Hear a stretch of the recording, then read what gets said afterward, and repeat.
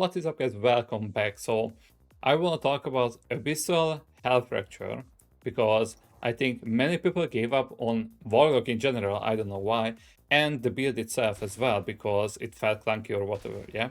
However, I was able to clear Pit 100, yeah. I can comfortably do Torment 10 without an issue. I can go up to Torment 12 as well. And the build is just absolutely bonkers. The clear is super good. It's not as clunky as people make it out to be. And I want to talk about this version specifically because I didn't even see a single person talking about this. So let me do a quick demonstration here on the training dummy. So if we check, the damage is kinda okay. And you see these big white numbers, hundreds of billions of damage, yeah? If you remember, the Diablo 3 Witch Doctor, it had a build that was literally the same. And it's giving me really good vibes, yeah? So the star of the show, Ritualist Shard, we are taking Ritualist Shard with the Abyssal Fragment. Before the expansion, I thought Twisted Fragment will be the way to go, but that's not the case whatsoever. So we are using that, and we are using this unique maze that I won't even try to pronounce the name of. So this will make our HellFracture do a triple fracture every third cast. So that was one click, 3 fractures, yeah? And if you combine this with like permanently spamming, the coverage and the damage can be quite insane, yeah? Besides this, we are using a few synergies, mainly our talisman set. So obviously we went with the shadow set. So this is like a 350% multiplicative damage multiplier with an additional 100 on top of that. And it has some unexpected synergies, I would say, where it can make bosses permanently be stuck and stuff like that. So yeah, it's actually really good. Keep in mind, this is a work in progress, so this is not the final build. However, I wanted to share it because, as I said, it can comfortably do Torment 10, like no problem whatsoever. So this is the current setup that I'm using. So we talked about the unique mace, yeah? So we are using a normal legendary focus with additional multipliers to damage while we are moving. So we are always moving, yeah? We will always have the 50% increased damage from this one. We are using a shadow form stack increase because of our amulet. For the amulet, we are using the Knight of Terror, which actually makes us deal increased damage based on the stacks of shadow form what we have. So this is increasing our shadow form by 5, and this is giving us like 8%. So, I mean, that's a lot of damage. Yeah, it's a nice synergy. While we are in stealth, this bonus is increased by 100%. And with the metamorphosis and the terror demon form, we are in permanent stealth. Now, this will have downtime, obviously, but this is just a super nice combo there. Besides this, we are using temerity for the survivability, because quite frankly, around Torment 5 or 6, I felt that we need more defenses because the damage was there, but you know, the build kind of felt like squishy. So temerity is a really good way to make us tanky. So it's giving us barrier whenever we deal damage, and that is because we are using life on hit on our gear, and this will make us have barrier. So because we have barrier, we can squeeze out an additional 55% increased damage, because while we have barrier, the legendary aspect gives us extra damage. Besides this, we are using this legendary aspect that is giving us overpower every 6 seconds. Now this is basically just to make it super comfortable during gameplay. However, I'm contemplating that we can maybe swap it and rely on RNG. I will talk about it when we talk about the Paragon nodes. But yeah, for now, I think this is the way to go, especially early on when you don't have your Paragon boards unlocked. This is 100% necessary for your overpower upkeep, which is basically our main damage increase. Besides that, air, I mean, it's just damage, yeah. For the ring, we have increased crit strike chance against enemies that are hexed per stack. Really important, because if we read here, we can apply 4 hexes. Now, even this is almost the lowest possible roll that you can get with this legendary aspect. And even like this is giving me 44% increased crit strike chance against hexed enemies. If it were to be like a max roll, that's 80%. Then I could literally just swap out my gear, because I don't need this much crit strike whatsoever, yeah? But for now, we are using this to cap out our crit, basically, so we are 100% critting. And yeah, that's pretty much it for the gear. Now, let me talk about some synergies and some really interesting stuff.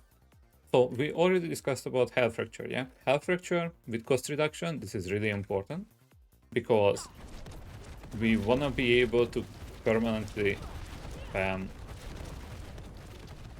our HellFracture. And as you can see, it's super easy to upkeep. Now, obviously, this is because of Ring of the Starry Skies. However, even early on, you can pretty much sustain it and keep on spamming your HellFractures. Sometimes you will need to use your Hex, your basic skill. However, you can pretty much sustain your HellFracture spam just with one legendary item, and I will talk about it later when I talk about the starter version of this. Let me go back to the skill tree. Dark Prison with the cooldown reduction and with the missile slow. Now this is busted. This is 100% busted. We can make our Dark Prison surround us wherever we go, yeah? And during pit, to basically like eliminate 80% of the annoying one-shot mechanics just with this one, because the projectiles will be stuck in the air and you can literally just walk past them and you will receive no damage whatsoever. So this is absolutely crazy. I was playing Dark Prison with 45 before this. However, this is the missile slow, 100% busted. And I'm pretty sure it's intended as well, so it's not even bugged. It's really good. So besides that, we are using Nether Step with the additional charge, so it's basically just a movement tool for us. Yes, we are using the extra movement speed duration. If you want, you can take damage reduction. I was playing with damage reduction in the beginning. If you take damage reduction, you might as well take Gloomwalker, I think. Besides this, we are using Sigil of Subversion. Now, this is pretty much needed, but before you acquire your 5-piece set, the Shadow set from your charms, you can actually go with the Sigil of Chaos. And we take Metamorphosis as well with the Terror Demon, the maximum life increase, and the Dominance, which reduces our Dominance cost by 20%. Moving on to the Paragon board, we can take Mastermind, which is giving us basically flat damage while we are in shadow form, and it's giving us abyss damage as well. We have Wrath as like a generic crit strike damage increase. Again, Destruction. This synergizes well with our hexes, and as I said, we are applying 4 hexes instead of 1. So this is actually a huge damage boost if the target is low health. After that, we take Empowered, and lastly, we are taking Occultist. All of this is basically just synergizes with our toolkit. Let me go through my Paragon board, maybe you are interested, but keep in mind this is not optimized. It's basically, I was rushing the legendary nodes as early as I could to get the most amount of damage. As for the legendary nodes, I'm taking Overmind, which is a huge damage increase against elites and crowd controlled enemies, and you will see that we are basically CCing all the time. We are taking Greater Hex. Applying Hex, vulnerable or weakened to enemies, permanently reduces the damage they deal to you, and they take 75% increased damage from you. Now, we are permanently hexing everything, so this is absolutely great for us. Ritualism. We gain 90% increased damage after we are casting a sigil skill. We are always casting sigils, so that's again just flat damage. Upright. And lastly, I'm taking Chaos as well. Now this synergizes with our Overpower, so a huge damage increase, yeah? So with this setup, you can do 3 to 3.5 minute hit 95s, which is absolutely crazy. As I said, you can one-shot Torment 10 bosses or whatever, the whole game you can one-shot it at Torment 10. I forgot to mention, we are using this unique charm which is giving us like 60% increased damage while we are casting our core skill. So, alright, let's talk about the progression, how we actually go through the game up to like Torment 10, where we can actually farm good items and get like uniques or whatnot, yeah?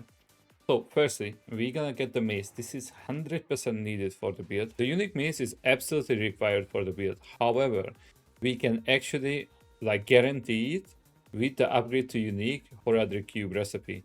So basically what you wanna do is gamble with your obos, maces, get a common one, so like white one, use the upgrade to unique, and then you basically have your weapon. Besides the weapon, you can pretty much get by with just legendaries. Now, if you get a Knight of Terror or a Hammered Stone, you are golden. That's a really big increase to your damage. The Hammered Stone is also very potent. It's a bit weaker than the Knight Terror, however, it's really good. You get either of these and you are golden. But as I said, you can absolutely use legendary amulet as well. Boots is basically the same. If you have the Knight of Terror, you wanna get the Shadow Form aspect. As for the pants, you just imprint whatever on this. On the pants, try to get as much survivability as you can, even with the aspect. On the gloves, the barrier imprint is also debatable because you need temerity in one way or another, and I will talk about that later. Chest piece is the same, you just wanna use it, especially early on, to keep up your empower. And this is really important, if you are not using the walls to apply vulnerable, you wanna use this imprint, because with your Sigil of Subversion and the Shadow Trails, you will actually make enemies vulnerable, which is a nice damage boost. The ring, this is super important. So, casting Abyss skills grant occult skills resource cost reduction for 3 seconds. Occult Abyss, as you see. So basically, even without the Stardust Skies, you can actually somewhat sustain your wrath and keep on spamming.